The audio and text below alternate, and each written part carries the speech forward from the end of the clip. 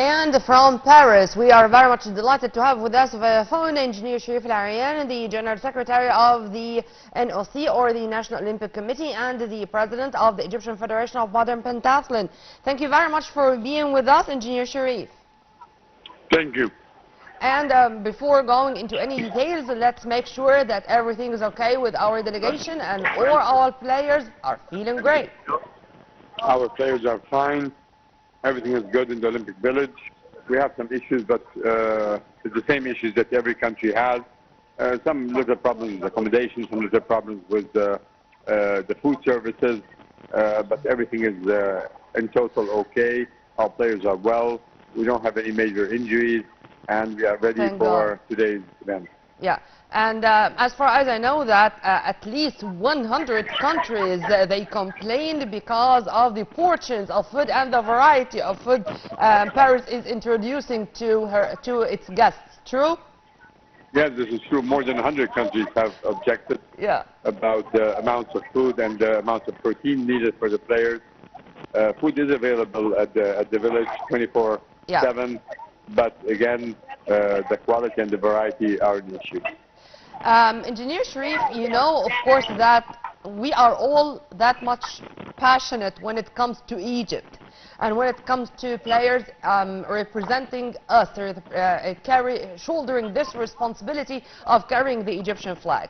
So yesterday, despite the fact that we had this victory with our Olympic team of football, of our national team of handball, but yet Egyptians were a little bit sad when they saw the tears of Ziad El-Sisi, as Ziad was one of the contenders, or one of those whom we really had some great hopes that he is going to clinch a medal. I hope that this is not doing anything or having a negative impact on our players, but they should know that this is only because of our love to them.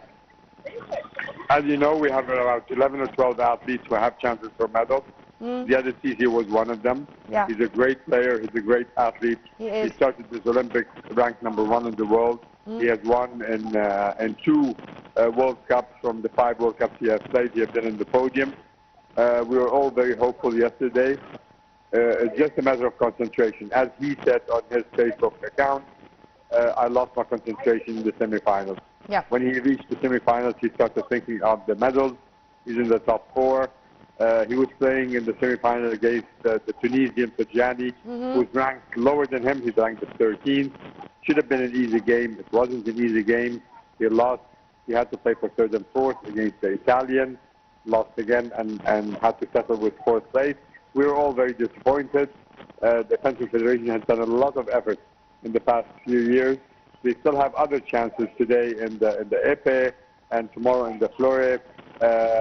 Males and females, by the way, whether I think we do have Malak Hamza, we do have Muhammad Al-Sayed, and we do have others, and we do have our players who are going to play in teams. I mean, it was just only one day which passed, and we do have a lot of others.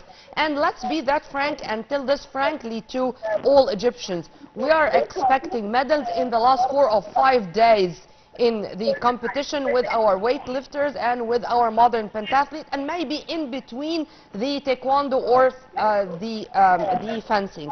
But other than that, it's very much enough to reach the quarterfinals, for example. If you please elaborate on that. Every athlete and every team have their own goals. As you said, we are a big delegation. We are 148 athletes from 22 different sports. Everyone wants to reach the maximum they can, not necessarily reaching the podium. Podium is very difficult in the Olympic Games. 10,500 athletes from all over the world, from 206 countries, are competing for just 900 events. So it's not easy to reach the podium. Less than 10% of the athletes reach the podium. We have some good chances, as you said, in pentathlon and weightlifting and wrestling, in taekwondo. But unfortunately, the schedule, all of those competitions are in the last 4 days of the Olympics. And there are things which is not in our hand. For example, Yesterday it was a wonderful match for our handball team, and they did great. We do have Ahmed Adel, for example, scoring 9 goals, Yahya Dar, Omar Khalid. I mean, we do have a lot to say, but next time, for example, they are going to meet Denmark. They are included in the group of death. They called it this way, even in the Olympics. So we are expecting and we hope that they are going to do something, but God forbids if no, it's very enough to know that we are going to be among the top of the national teams coming from all over the world to participate in Paris 2024. True? Yes, true. Our handball team and our football made us proud yesterday.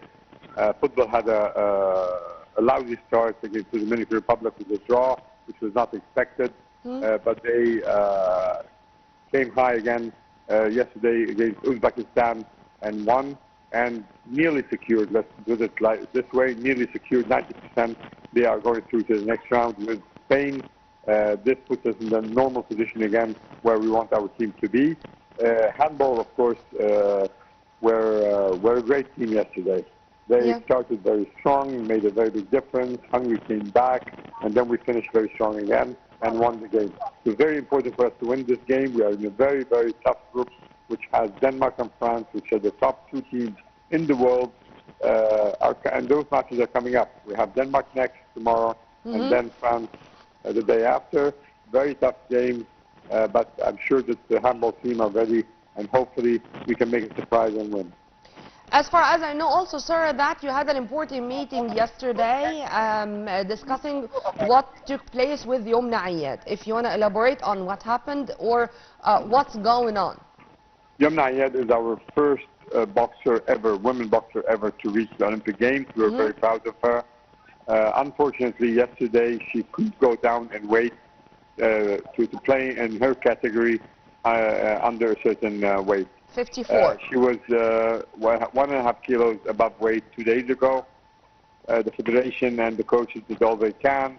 She did reach the needed weight by midnight before the weighing time, which was in the morning. Unfortunately, in the morning when she weighed, she was 700 grams above the allowed weight, so she was not allowed to compete. We are still investigating this matter, but as soon as we finish our investigation, we're going to make it public for all. And sir, also when it comes to other games, when it comes to other competitions which are going to take place today, how do you see our chances to move forward or going on the right track?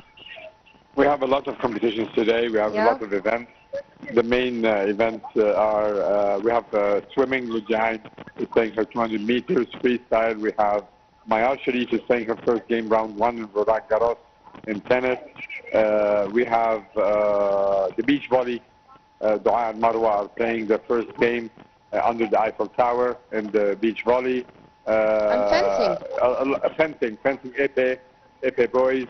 And they do have shooting, a chance. I think. We have Muhammad Yassin and Muhammad Said, who are great athletes. Yeah. We have also the women who are starting fencing. We're starting today, but with no chances of medals, unfortunately.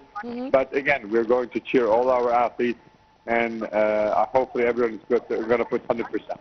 One final question, sir. I also know that we are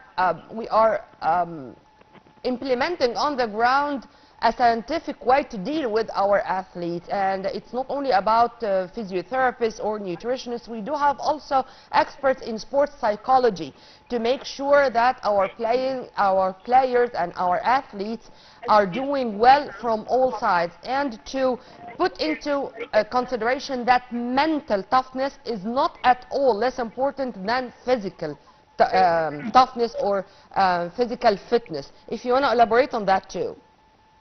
Mental toughness is as important as the physical aspect.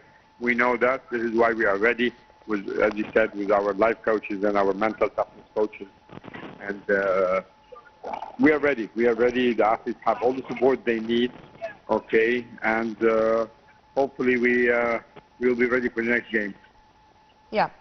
Well, sir, if you permit me, we are going to all the time try to know what's going on and what are the updates, sir. So we are going to be all the time in touch with you to get more information about our athletes, and we wish all of you the best of luck. We wish all of you to enjoy your time there and to represent Egypt in the best way ever, and you are up to this responsibility. Thank you, sir. Thank you. We were very much delighted to have with us via phone Engineer Sherif Eryan, the Secretary General of the National Olympic Committee and the head or the president of the Egyptian Federation of Modern Pentathlon. Before I go, I'm going to say thank you and to salute Wasim Abu Sal. Wasim Abu Sal is a Palestinian boxer who qualified to the Olympic Games in Paris 2024. When he entered, he was wearing a T-shirt with the bombed children on it, just to send a message. And Jibril Rajoub, the head of the Palestinian Olympic Committee, said that they introduced this request to the Olympic Committee just to say that this is a message of peace. Just put an end to the hostilities, to the killing of children. Wasim Abu Sal is only 20 years old, and I think, inshallah, he is going to represent his country, Palestine, in the best way ever. Not only to clinch a medal, but to send a message to the world that Arabs, Palestinians are just seeking peace, the right to live, the right to have only their independent Palestinian state with Al-Quds as its capital, and to live, just to live, far from bloodshed, far from killings, far from genocide, war. This is Wasim Abu Sal. Well, by this we come to the end of our episode. Stay tuned on Live TV International always for more updates. Many thanks for watching. This was Nureen Abdurrahman.